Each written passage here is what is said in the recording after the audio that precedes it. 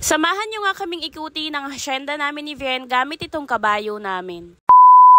Last weekend nga, umalis kami ng bahay at pumunta kami ng Tagaytay. Pero bago yon, pumunta muna kami dito sa bahay na nakuha namin sa 13 Martires, Cavite. 5 months na ang nakakalipas simula na turnover itong bahay sa amin. At ngayon lang din makakapunta ang daddy dahil nung na-turnover ang bahay, hindi siya nakasama. Nung huling punta nga namin dito, lahat naman ng outlet ay na-testing namin at lahat sila gumagana. Pero lang sa mga bulb socket, hindi kasi kami nakapagdala ng bumbilya kaya ayan, hindi namin na-testing. And for today's video, nagkaroon nga ng cheering squad dito sa bahay. Char.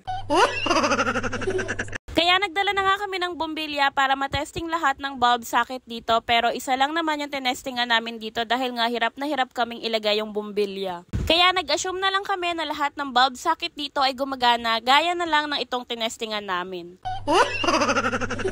Hindi rin naman kami nagtagal dito sa bahay kaya sinara na rin namin lahat ng pintuan at bintana at umalis rin kami agad. After nga namin dito, dumiretso na rin kami ng Tagaytay at dito kami nagpunta sa Picnic Grove. 75 pesos per head na nga ang entrance fee dito sa Picnic Grove at may bayad ang 4 years old and above. Pero si Vien wala pa siyang bayad dahil 3 years old pa lang siya. Pagkarating nga namin dito, lunchtime na rin naman kaya kumain na rin kami. Nagbaon nga lang kami ng mga pagkain dito para hindi na rin kami kakain sa mga restaurant dito sa Tagaytay dahil medyo pricey nga. Bukod sa tipid, mas masarap din namang experience yung ganito, yung nagpipiknik kayo at kumakain ng sabay-sabay. Ito palang table na ginagamit namin, 150 yung bayad namin dito. After nga namin kumain, pupunta sana kami ng view deck pero itong si Vien nakakita na naman ng ituturo at ipapabili niya. Nagpabili nga siya ng duck hair clip dito dahil nakita niya sa mga nakakasalubong namin may ganito. After nga nun, hindi na kami tumuloy ng view deck dahil sobrang init kaya pagbalik namin itong si Vien kumain na muna siya ng chicken. Pero yung mga pinsan ko, tito at tita, dumiretso sila ng view deck para makita rin yung Bulkang Taal at makapagpa-picture-picture doon. Nagpalipas nga lang kami ng sikat ng araw and maya-maya nagpunta nga kami dito sa horseback riding. 350 pesos nga ang bayad dito sa horseback riding, good for 1 hour na yon at pwede kayong magpapalit-palit ng sasakay sa kabayo. Kaming dalawa nga ni Vien yung unang sumakay dito sa kabayo. Nung unang beses nga na makita ni Vien itong horse, sigaw na siya ng sigaw ng horse. Nung una nga akala ko matatakot siyang sumakay dito pero hindi, super nag-e-enjoy si Vien sa pagsakay ng horse. Hinahawakan niya pa nga yung ulo ng kabayo. Hindi ko naman first time sumakay ng kabayo pero iba talaga yung feeling kapag nakasakay ng kabayo, para kang hasyendera. Char.